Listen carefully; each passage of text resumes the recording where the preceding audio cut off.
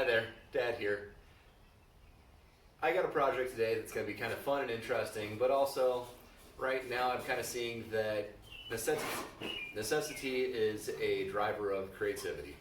So we're going to show you how to make a frame for a mirror in case you need to figure out how to do that with just some wood that you may have around the house, or if you want to go do a trip to the big orange box. Let's get started.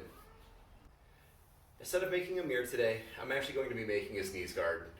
Where I work, I have to go through and protect my receptionists from anyone that may be coming in that might have the coronavirus that's coming through and taking the nation by storm right now. We don't have toilet paper, but people are still coming in like we're just hoarding it like crazy. So we got to go through and start making some cuts. This project will directly translate over to any picture frame or a mirror frame that you may want to have. It'll be also great if you wanted to put something together that you could paint on to hang up in your house too. It is as a fun, different type of thing to decorate your home on a fairly good budget too. I will be making 4 90-degree angles. To get my cuts, I have to put my saw at a 45-degree angle so that 2 45-degree angles makes 1 90-degree angle. I'm going to start first by getting my initial cut to know how long I have to go. After, I will be cutting my groove down through the middle of this main piece of wood.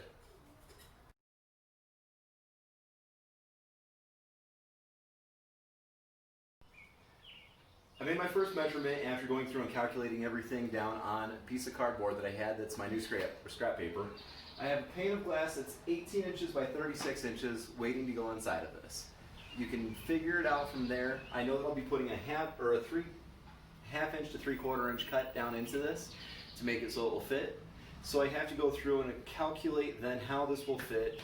It's maths. If you want to know more, comment. I'll try to guide through what the actual equation is, but a lot of it's just kind of playing with it, figuring it out. With me going for a 36-inch wide glass pane, I have to go through and cut it 37.5 inches. Why? Because I will have overhang, and I know that the glass will come in to about halfway through this cut right here. So I notched this here, and I know that as I come in and cut, it's going to go right across that, down in, and give me the perfect size that I need. Let's make some cuts.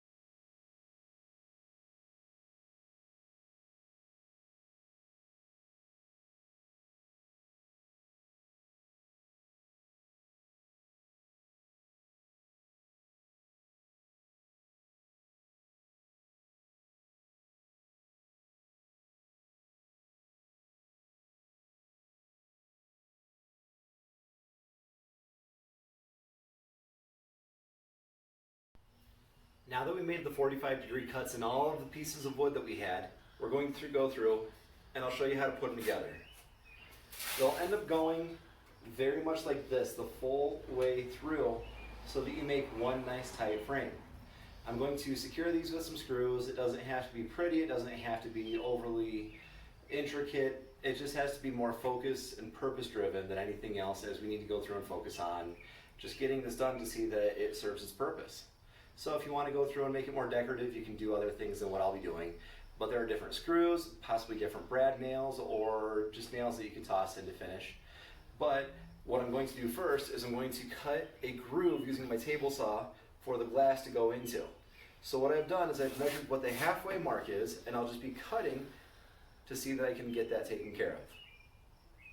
The guards are set, the blade height is where I want it to be, my fence is where I also want it to be too. We're ready to go through and send these through. Get yourself some form of a pusher so that you keep your fingers away from the blades while it's turned on. This will cut you faster than you can cut a hot dog with, I don't know, a butter knife. You can even tear it apart, but this will do the same thing to you. It's not good to lose any fingers, so do what you can to keep them all. Let's cut.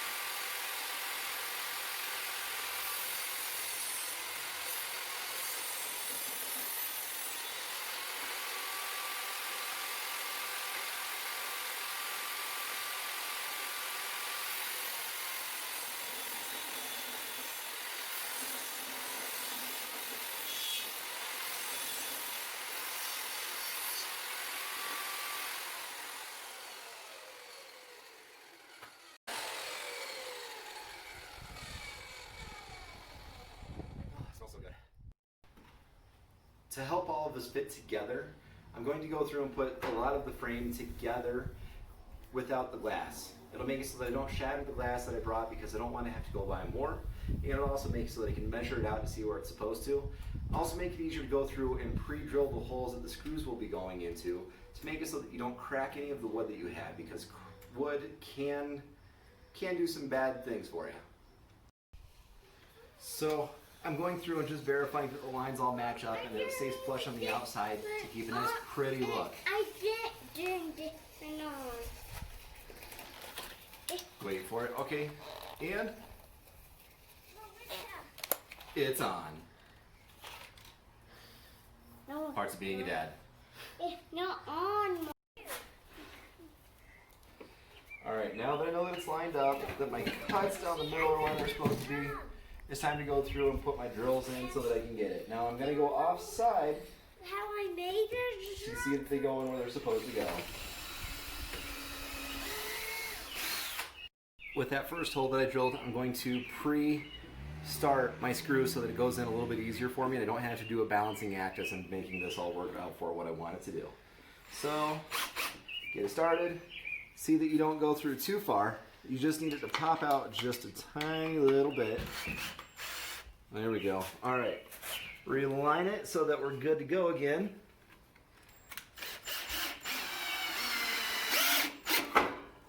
One screw in. Our lines are where they should be. Put the drill back in so that I can get my next one, and that way I don't have to hold it in place. I don't have to do a juggling act. The more that you do this, the more confident that you get.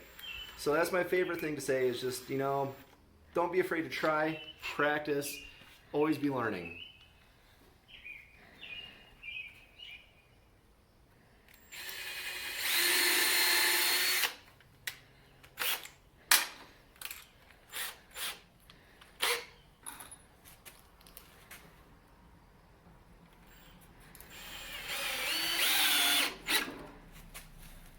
Still see that your lines match up. Move on to the next one.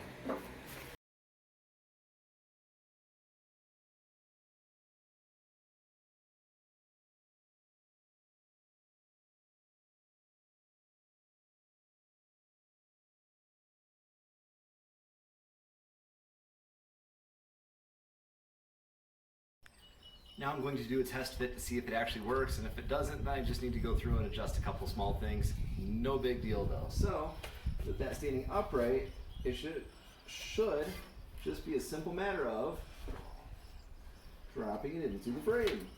But it feels as though it's getting a little tight, but that's okay. Hey, I'm actually not a human. You're not a human? Do you know what I am? What are you? I'm a working spider. A working spider? Yeah, even I have ways to walk. And then I have these arms to walk too.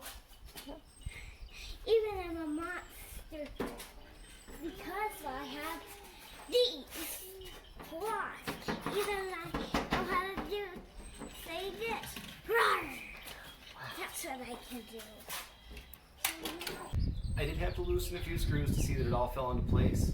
So don't always over tighten first. Give yourself some wiggle room and then tidy up once you're at the very end of it. That'll save you some steps. So we're at the point now where we can bring it all back together. But just go very slow so that you can pay attention, you can listen. Use all of your senses as you're doing this. If you start to hear cracking, if you start to hear something else that just doesn't sound right, no, it's not right. It's okay. Woodworking, it's easy. Anybody will tell you that. It just takes a little bit of time, energy, and attention to see what you're doing. So I just realized we also could use this as a window if you're making a garden playhouse or something else. Maybe you're turning your she shed into something that's a little bit brighter. I don't know. Figure it out.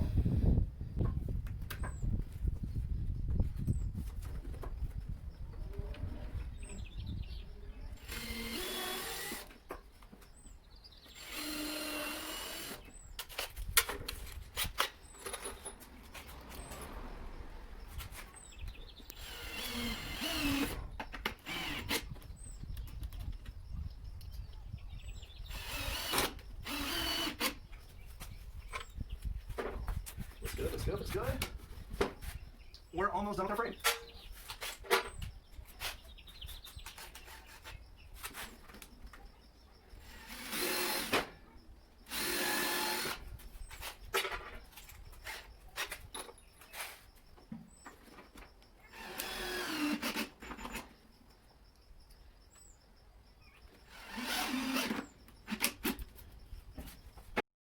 We're there. It's tight, it's secure, doesn't go anywhere.